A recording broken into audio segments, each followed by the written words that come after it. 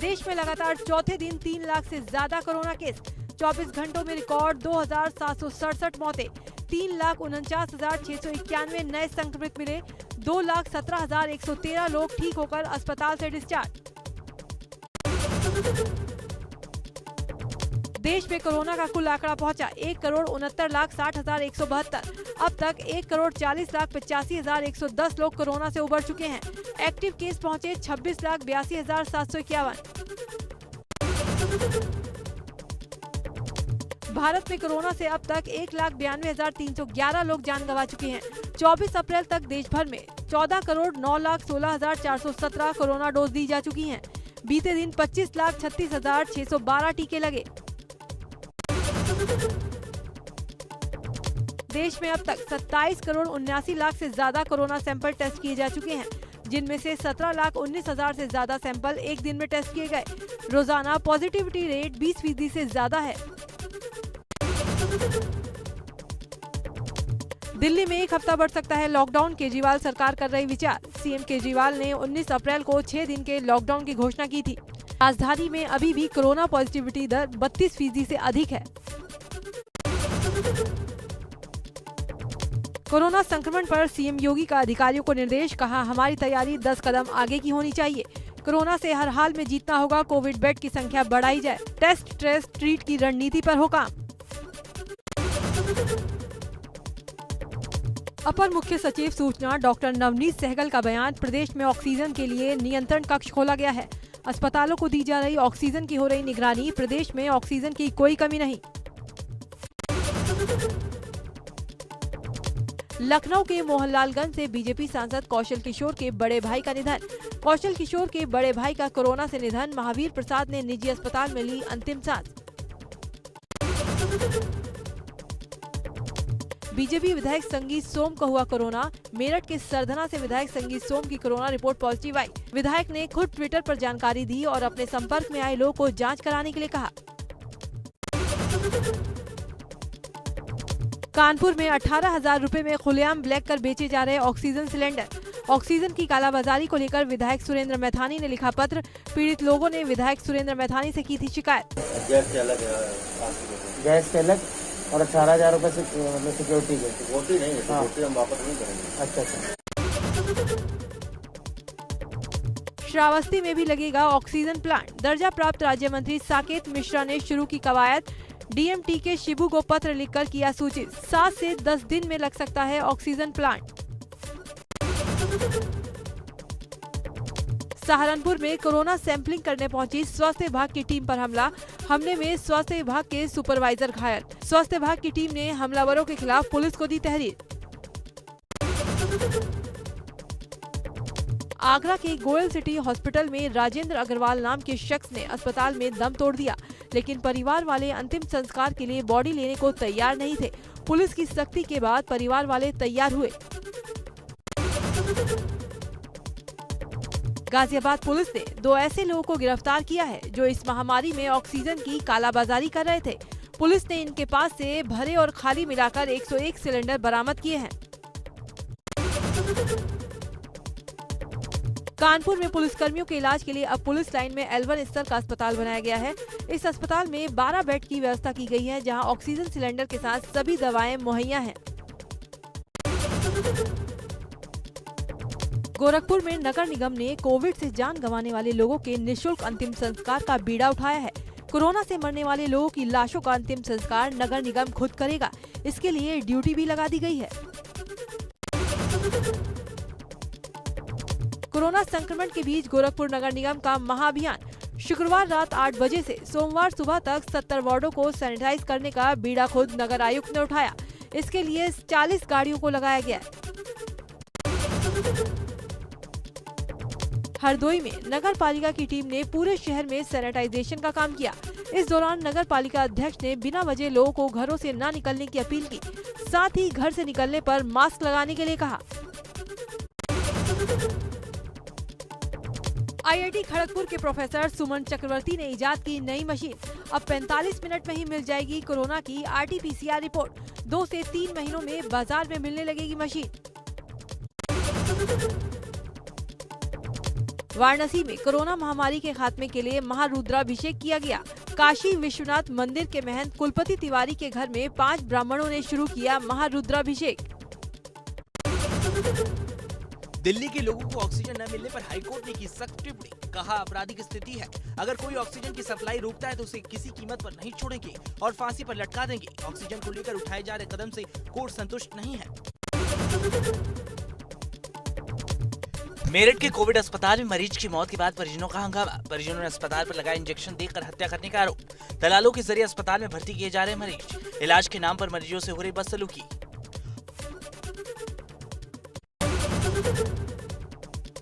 संबल corona काल में जारी है निजी अस्पतालों की मनमानी। संवेदनहीनता की हदें पार कर अस्पताल में कोविड मरीज की डेड बॉडी देने के नाम पर मांगे करीब 1.5 लाख रुपए। माता पिता के शव लेने के लिए भटकते रहे भाई बहन।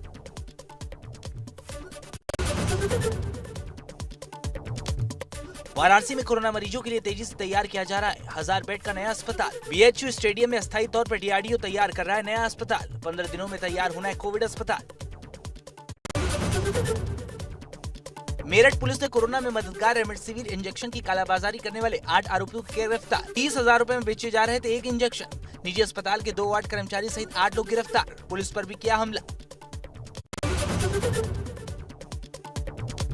कन्नौज में बढ़ते कोरोना संक्रमण से बढ़ रहा मौत का आंकड़ा। शमशान घाटों पर हर रोज 50 से ज्यादा लाशों की हो रहे अंतिम संस्कार। प्रशासन के आंकड़ों में बताई जा रही कोरोना से सिर्फ 4 से 5 मौतें। टिहरी में कोरोना से होने वाली मौत को लेकर व्यवस्थाओं की खुली पोल। कोरोना संक्रमित मरीज की मौत के बाद लाश को भेजने के लिए नहीं दिखी व्यवस्था। डेड बॉडी किट न होने से घंटों तक अस्पताल में परेशान रहे मृतक के परिजन।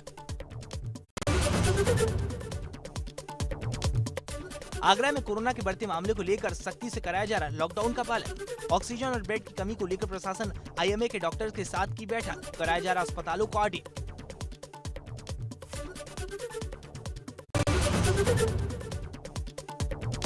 वीकेंड लॉकडाउन के दूसरे दिन भी गोंडा पुलिस सड़कों पर मुस्तैद है। बेवजह घूम रहे लोगों का चालान काटा जा रहा है। वहीं कुछ लोगों को समझा बुझाकर हिदायत दी जा रही है।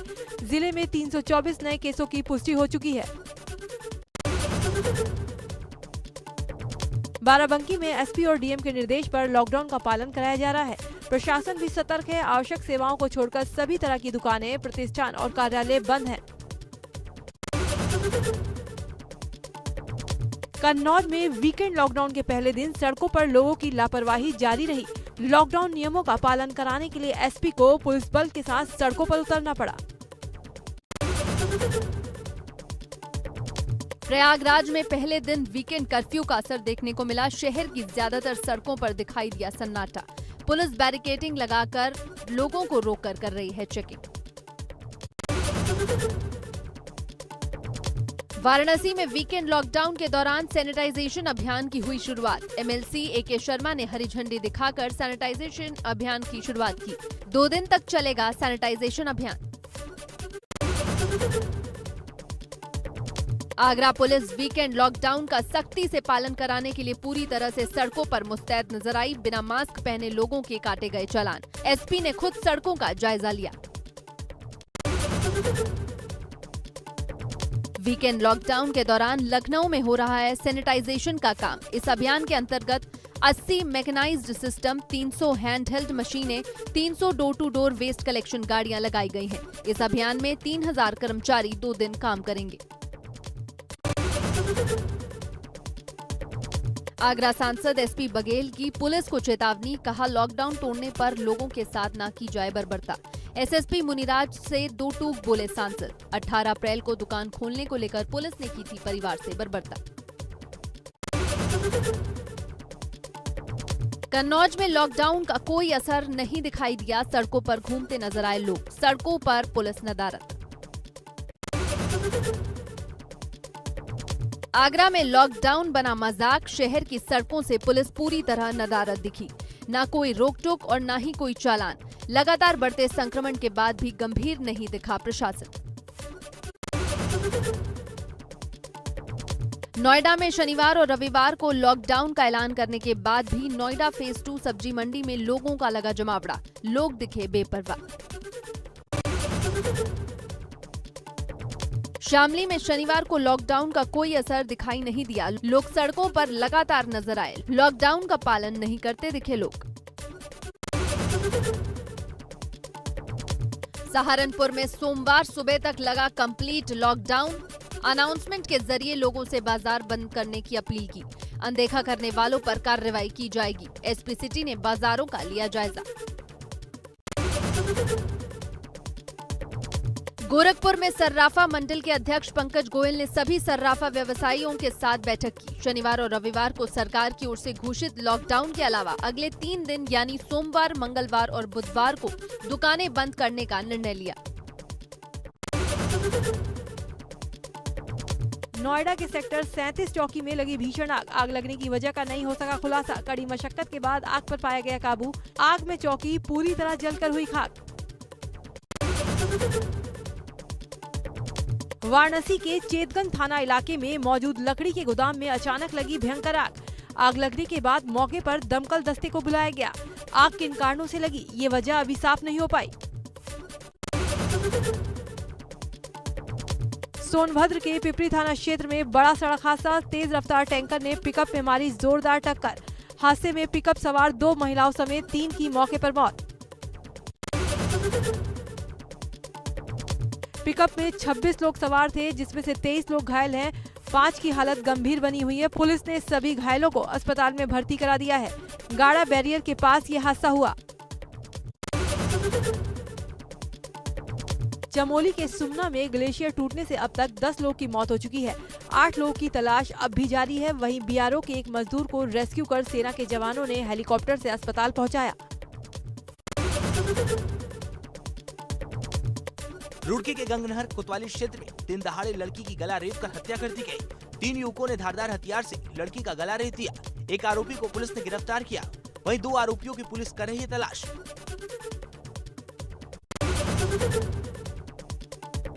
संभल में अपराधी को पकड़ने गई पुलिस टीम पर हमला।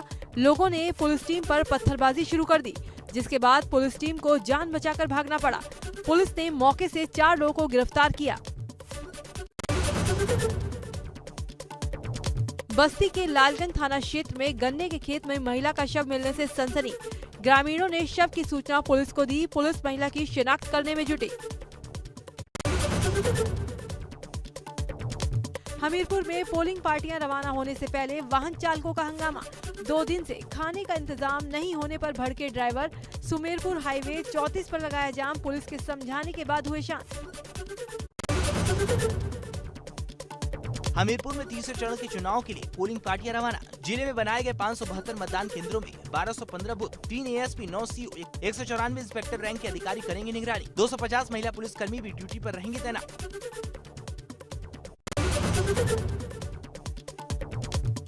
गाजीपुर के 12 चावर ब्लॉक में आज तक नहीं पहुंची मूलभूत सुविधाएं। 100 परिवार वाले गांव के लोग आज भी सुविधाओं से वंचित। 29 अप्रैल को होने वाले पंचायत चुनाव में गांव चुनेगा नया प्रतिनिधि। विकास पर मतदाता करेंगे वो। हल्द्वानी में कैबिनेट मंत्री बंशीधर भगत ने अधिकारियों के साथ बैठक की, जिसमें नैनीताल डीएम के साथ स्वास्थ्य विभाग के अधिकारी मौजूद रहे। इस दौरान उन्होंने कहा कि सरकार की कोविड से लड़ने के लिए सभी तैयारी है।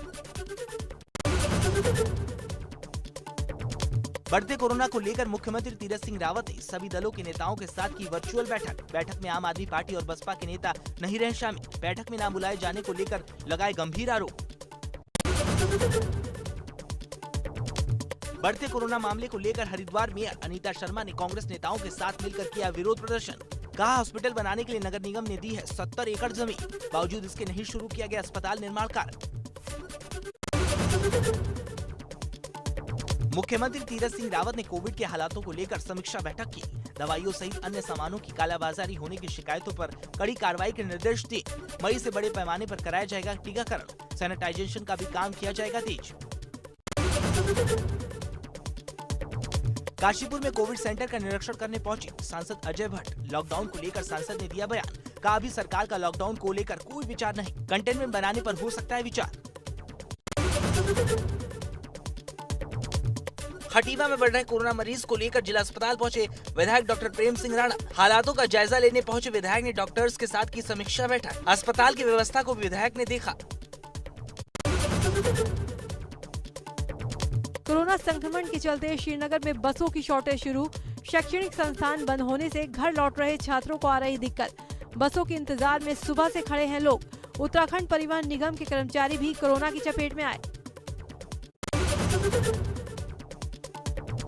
कुंभ मेले का आखिरी शाही स्नान 27 अप्रैल को है। इससे पहले बैरागी अखाड़ों के साधु संतों को पर्याप्त मात्रा में खाद्य सामग्री नहीं मिल पा रही। इसको लेकर साधु संतों में नाराजगी है। सुबह सुबह 3 देवडोलियों को हर की पैड़ी पर गंगा स्नान कराया गया। कुंभ मेला प्रतीकात्मक होने और कोरोना के बढ़ते प्रकोप के कारण सिर्फ 3 देवडोलियां ही स्नान के लिए हरिद्वार पहुंची हैं। पहाड़ों पर मौसम बदल गया। पिथौरागढ़ के धारचूला में हिमपात से मुश्किलें हो गई। चीन बॉर्डर से लगे गुंजी मनीला में ये हिमपात हुआ, जिसके चलते आईटीबीपी की चौकियां बर्फ से ढक गई। तापमान में भी काफी गिरावट दर्ज की गई। जोशीमठ में अब भी बर्फबारी जारी। लोग मौसम के बदले मिजाज से हैं हैरान। क्षेत्र में लगातार 4 दिन से हो रही बर्फबारी और बारिश, लौटी कड़ाके की ठंड। कोविड के दौरान राहत पहुंचाने के लिए भारतीय वायुसेना ने संभाला मोर्चा। ऑक्सीजन टैंकर लेकर सिंगापुर से भारत लौटे आईएफ के विमान। नौसेना भी निभा रही अहम भूमिका। फ्रांस के बाद अमेरिका की तरफ से भारत को मदद देने की बात कही गई। अमेरिकी विदेश मंत्री ने कहा, विकराल स्थिति में अमेरिका भारत के साथ खड़ा है। हम भारतीय सरकार के साथ मिलकर काम कर रहे हैं। भारत के हेल्थ वर्कर को अतिरिक्त मदद देंगे। भारत में कोरोना वायरस की दूसरी लहर से मचे हाहाकार को देखते हुए पाकिस्तान ने मदद की पेशकश की है। पाकिस्तान के विदेश मंत्री ने ट्वीट कर कहा, पाकिस्तान मदद के तौर पर भारत को वेंटिलेटर, बाईपैप मशीनें, डिजिटल एक्सरे मशीनें, पीपीई किट और जरूरी मेडिकल सप्लाई देना चाहता है। अंतरिक्ष के कचरे को हटाने के लिए कई कंपनियां जुटी। अंतरिक्ष में मंडरा रहे 9 लाख टुकड़े हटाने के तरीके आजमाए जा रहे हैं। चुंबक और लेजर तकनीक के साथ गार्बेज रोबोट भी बनाया गया। दुनिया की सबसे ऊंची चोटी पर पहुंचा कोरोना। माउंट एवरेस्ट पर मिला पहला पॉजिटिव मरीज। हेलीकॉप्टर के जरिए काठमांडू के एक अस्पताल में ले जाया गया। मुकेश अंबानी ने ब्रिटेन का आइकॉनिक कंट्री क्लब 592 करोड़ रुपए में खरीदा। 300 एकड़ के क्लब में 27 गोल्फ कोर्स मौजूद। इस पार्क का निर्माण ब्रिटेन के राजा जॉर्ज III के आर्किटेक्ट जेम्स वॉट ने प्राइवेट प्लेस के तौर पर किया था। मशहूर कंपनी आईटीसी 24 क्रायोजेनिक कंटेनर लेकर भारत आएगी ताकि देश में कोरोना वायरस के खिलाफ लड़ाई में मदद की जा सके। यह आईओएस सर्टिफाइड टैंक जर्मनी की निजी कंपनी के लिंडे के सहयोग के जरिए पड़ोसी एशियाई देशों से भारत लाए जाएंगे। आईटीसी लिमिटेड ने ट्वीट कर जानकारी दी। ओला अपने पहले इलेक्ट्रिक 2 पहिया वाहन को भारतीय बाजार में जल्द ही लॉन्च करने की तैयारी में है। इसके साथ ही कंपनी दुनिया का सबसे बड़ा इलेक्ट्रिक 2 व्हीलर चार्जिंग नेटवर्क भी बनाने जा रही है। कंपनी के मुताबिक वो अपने पहले इलेक्ट्रिक स्कूटर को इस साल जुलाई के महीने में बिक्री के लिए उतार देगी। आईपीएल में डबल हेडर मुकाबले का पहला मैच सीएसके और आरसीबी टीमों के बीच मुंबई के वानखेड़े स्टेडियम में खेला जाएगा। 14वें सीजन के 19वें मैच में महेंद्र सिंह धोनी की विराट कोहली से टक्कर होगी। बेंगलुरु ने अब तक खेले अपने 4 लीग मैच जीते हैं और अंक तालिका में टॉप पर बनी हुई है। वहीं पहला मैच हारने के बाद चेन्नई ने पिछले 3 मैच लगातार जीतकर दूसरे स्थान पर कब्जा किया है। आईपीएल 2021 का 20वां मुकाबला आज सनराइजर्स हैदराबाद और दिल्ली कैपिटल्स के बीच आज शाम 7:30 बजे से चेन्नई के एमए चिदम्बरम स्टेडियम में खेला जाएगा मैच। पॉइंट टेबल में तीसरे नंबर पर काबिज दिल्ली कैपिटल्स की टीम लगातार 2 मैच जीतकर इस मैच में उतरेगी, जबकि सनराइजर्स हैदराबाद ने अपने पिछले मैच में पंजाब किंग्स को हराकर अपनी पहली जीत दर्ज की है। राजस्थान रॉयल्स ने आईपीएल 2021 में दूसरी जीत दर्ज की। 134 रन के लक्ष्य का पीछा करने उतरी राजस्थान ने आसानी से 6 विकेट से मैच जीत लिया। संजू सैमसन 42 रन और डेविड मिलर 24 रन बनाकर नाबाद रहे।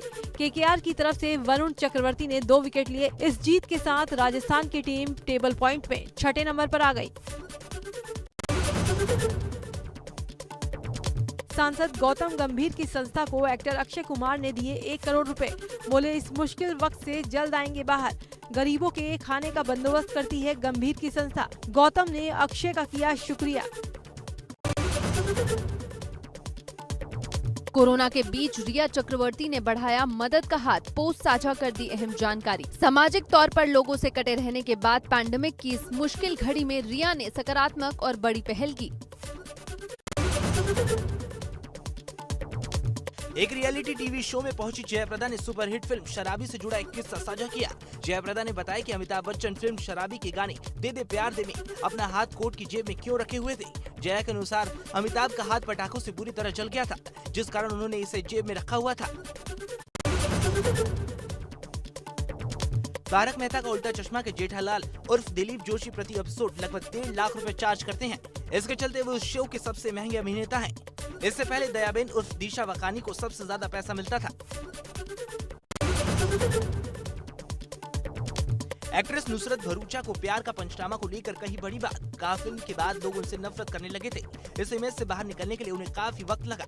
नुसरत के मुताबिक लोग उनके कैरेक्टर से उनकी रियल लाइफ की इमेज कर रहे थे बिल्ड।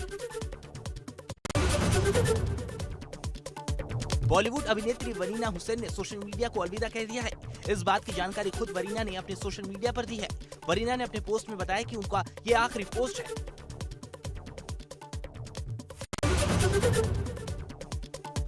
शादी के 6 महीने पूरे हुए। नेहा कक्कड़ ने रोहनप्रीत संग शेयर की cute photos. Singer Neha Kakkar ने रोहनप्रीत सिंह से साल 2020 में शादी की थी। नेहा कक्कड़ और रोहनप्रीत सिंह शादी को अब 6 महीने बीत चुके हैं। इस मौके पर नेहा ने रोहनप्रीत संग क्यूट बॉन्डिंग की कुछ फोटो शेयर की हैं।